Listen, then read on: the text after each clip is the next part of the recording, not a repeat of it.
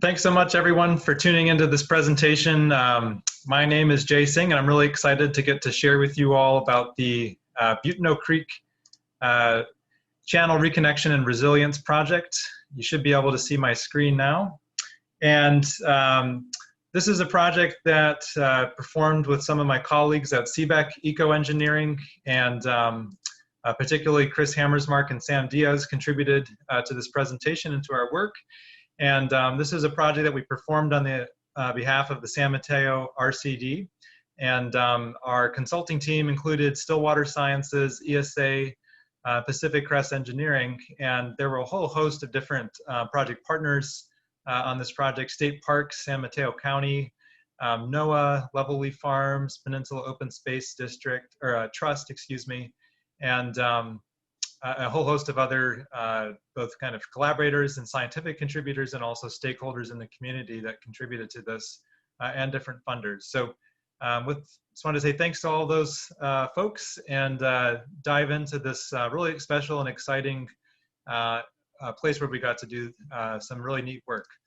So wanted to give you some quick context for where I'll be talking about today. Butano Creek is it's the largest tributary to Pescadero Creek, and the Pescadero Creek watershed is essentially also the home to the town of Pescadero, a rural community in unincorporated San Mateo County. And it's located about halfway between San Francisco and Santa Cruz on the Pacific coast, right along Highway 1. And again, fairly rural community. And the landowners that enabled us to perform this project included State Parks, Level Leaf Farms, and the Peninsula Open Space Trust. And you'll see this kind of map in a number of different forms, but the area that is of most interest is obviously highlighted here in this red box, and it includes the Butano Marsh system in this environment. And as Butano Creek extends further upstream from Pescadero Creek Road right in here, continuing up this way. So I'll be speaking about this area, but wanted to give you some sense for where we're looking. There's quite a bit of context to this project, and wanted to start by saying that the specific project that I'm speaking about today is just one part of a solution for a much larger set of challenges within this watershed, and potential solutions for the system. There's quite a history of different stressors in the Pescadero and Butano Creek system. One of the most significant of those is a really increased amount of sediment load to Butano Creek in the case of this project. And it's to the point that the actual stream channel of Butano Creek had completely filled in with sediment within the project footprint for roughly about a mile of stream length. And to the point that it was no longer passable for steelhead or coho. This watershed is also home, and including the marsh, is home to a number of sensitive species, listed species. This project also had quite a bit of navigating of a lot of animosity amongst different stakeholders that had different objectives, whether it be environmental or flood and other issues. And finally, there was also some really recent advances in the scientific understanding about what was driving some of these fish kills that I'll speak to in a little bit. Every year of steelhead and coho within Pescadero Lagoon. And that's some of the context behind this, but this project is really intending to address the loss of fish passage, the prevalence of flooding along Pescadero Creek Road, not just on kind of larger flood events, but just really even after relatively routine rainfall events in the watershed, that road would flood.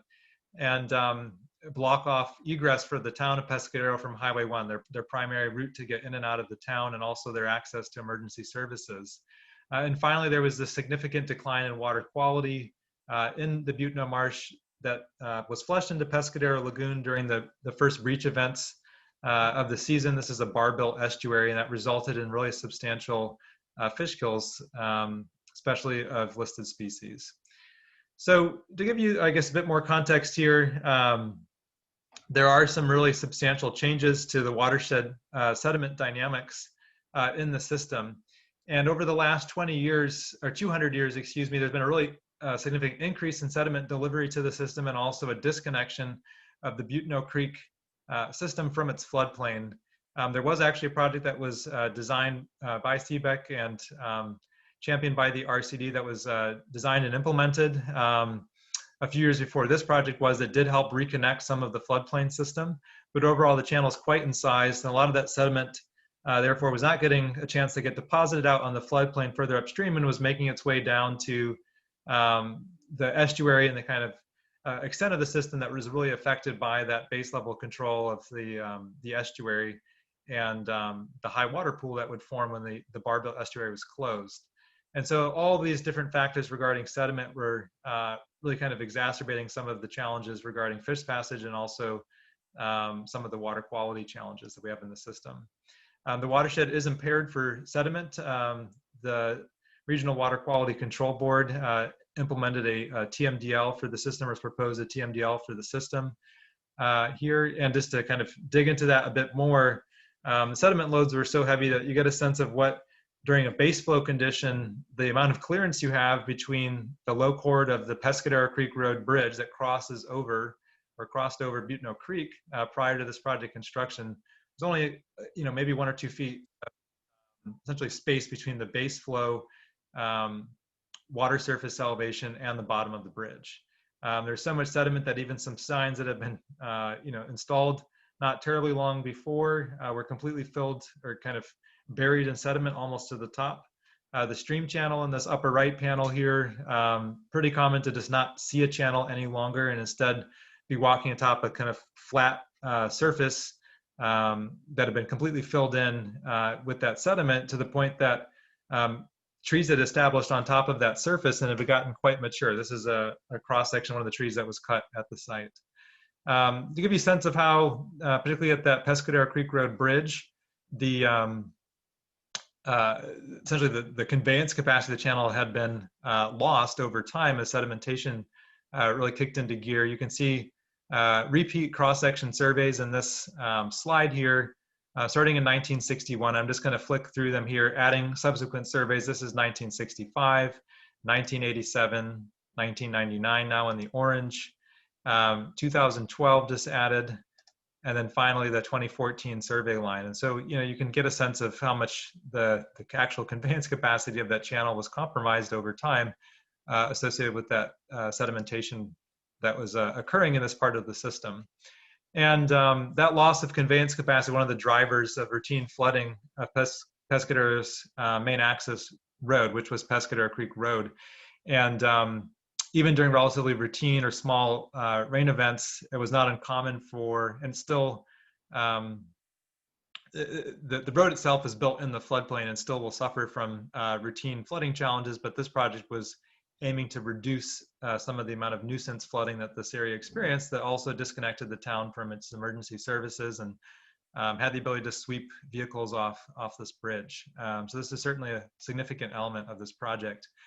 And then the other aspect of the challenges that this project sought to address was the deterioration of water quality within the Butano marsh system, and then the flushing of that relatively anoxic water into the Pescadero Lagoon when the Barbell estuary would breach during the first major event each fall or winter wet season. And it resulted in really substantial fish kills of steelhead and coho that were in the lagoon at that time, that essentially just perished due to the plummeting dissolved oxygen levels in that water that got flushed from the marsh into the lagoon following the lagoon breaching.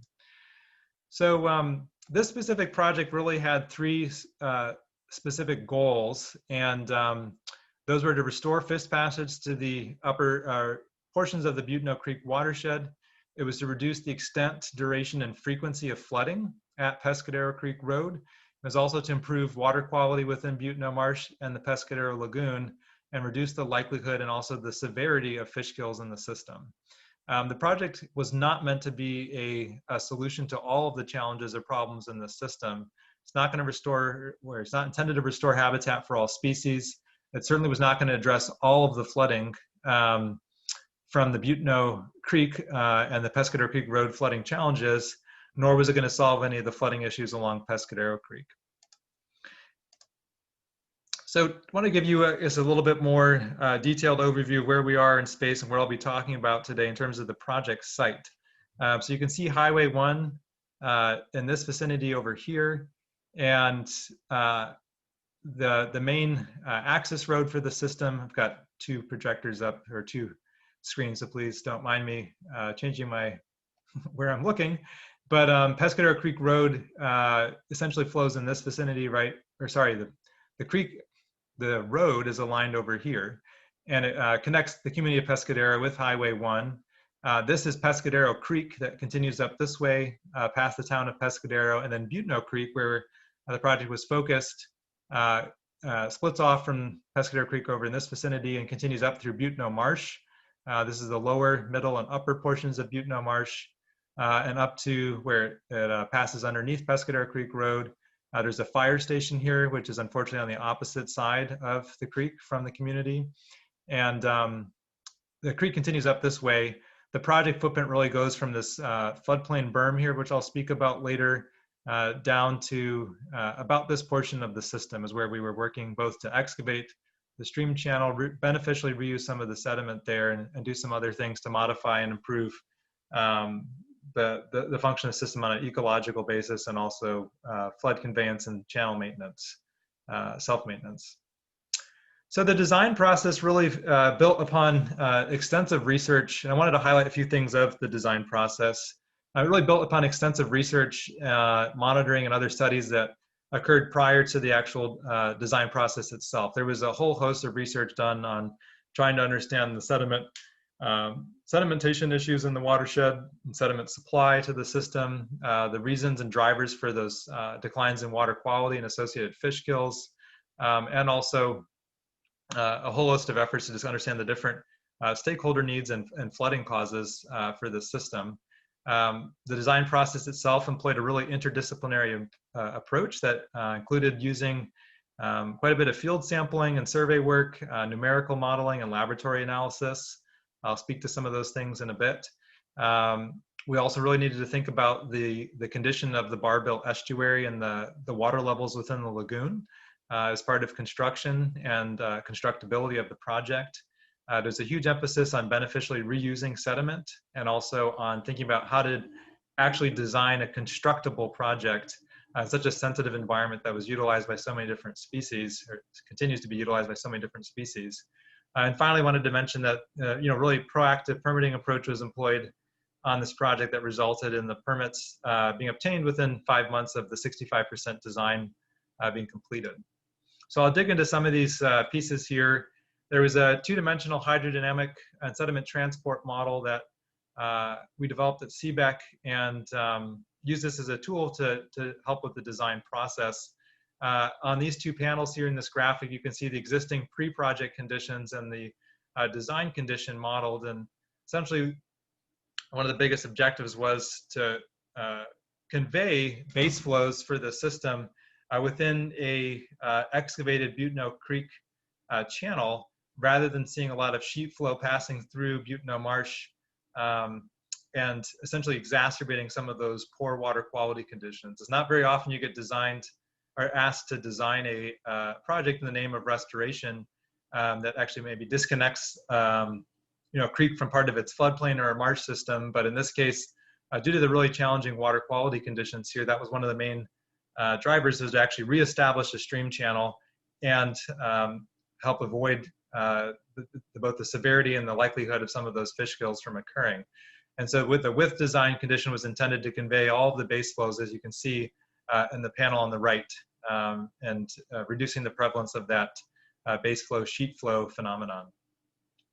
A sediment transport model or modeling capacity came along with that 2D hydrodynamic model, and that was used to really try to understand project performance, both in terms of being able to drive floodplain inundation and enhance sediment deposition above the project itself to reduce the sediment load coming down to this part of the system, and then also thinking about ways to maintain the capacity of the stream channel using natural design elements rather than having to perform routine maintenance of a stream channel that has sedimentation issues. So this was a useful tool happy to answer any more questions regarding the sediment transport modeling. With respect to constructability, there was quite a few considerations that were really key to think about through the design process. The first of which was the quality of the sediment being utilized for beneficial reuse. So the material that was being excavated was about 50,000 cubic yards of material excavated out of Butano Creek, out of that stream channel, along the historic channel alignment.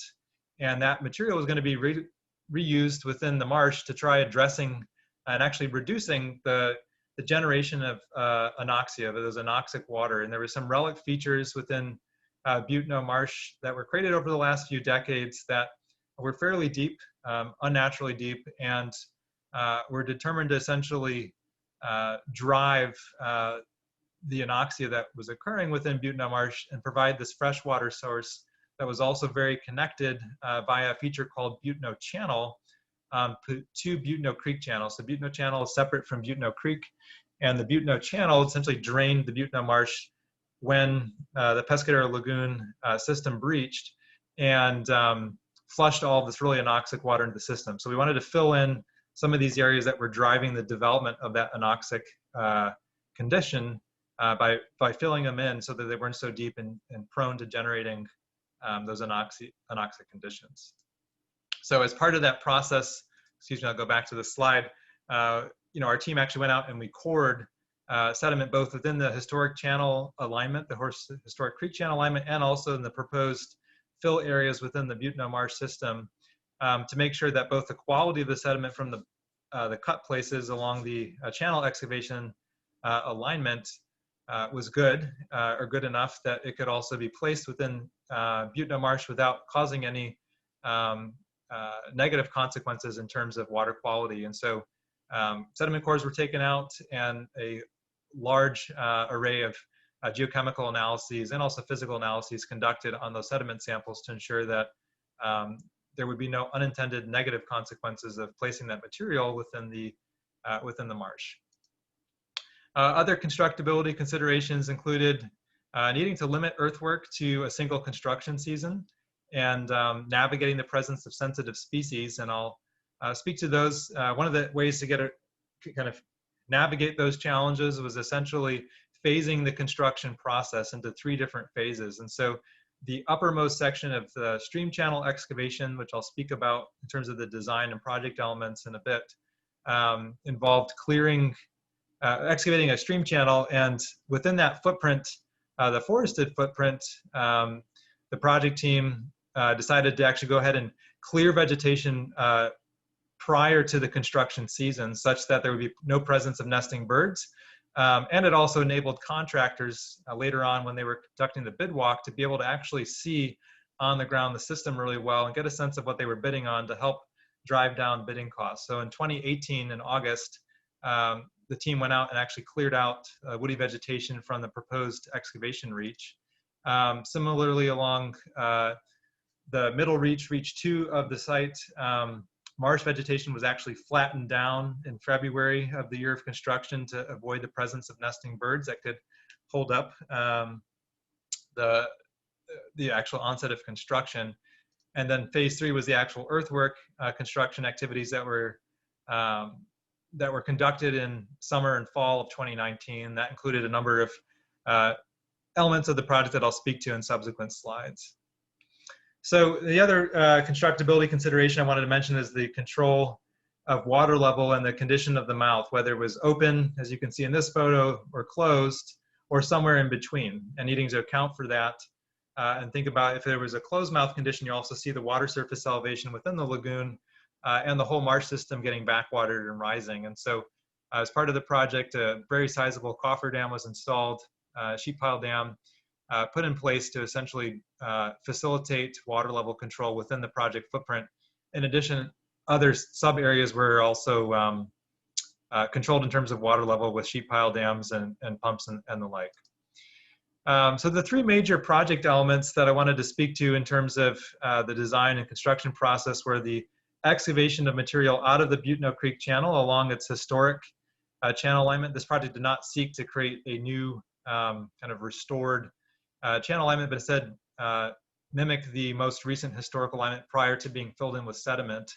That alignment was probably manipulated to some degree by prior landowners. And there was also a huge goal to essentially reuse the material that was excavated out of the Butano Creek channel alignment and place that material in Butano Marsh, and finally utilize an upper floodplain berm and engineered log jam at the upper end of the project site to try maintaining some of the channel capacity within the system, and also drive some sedimentation further upstream of the site and reduce flooding at Pescadero Creek Road. So the Butano Creek channel excavation effort was really divided into these 3 different reaches, reach 1 being the lowest part of the system, and north is now slightly off to the left, or 11 o'clock maybe if you're looking at this like a clock. So the first reach of the downstream end needed to be essentially enlarged. It had been partly filled in with sediment, but not completely.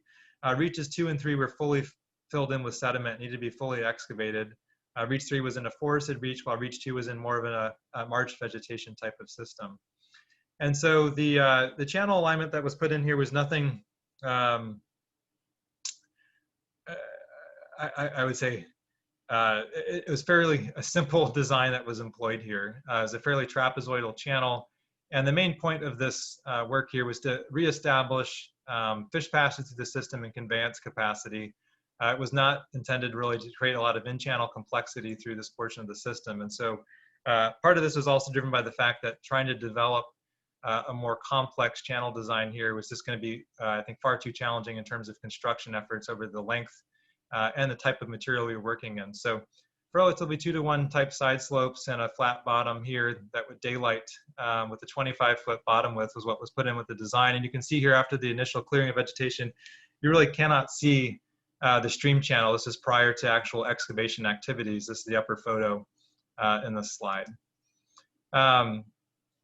The lower reach 1 needed to be dredged. And so essentially dredge and dredge slurry was used to remove the material. Dredge pipes were used to remove and enlarge the material, remove the material and enlarge the channel down in reach 1. And further up in the system, a pontoon-based excavator was used to excavate material from the stream channel, load it into low pressure dump trucks, and then take that material out into the Butano Marsh by 2 different pathways.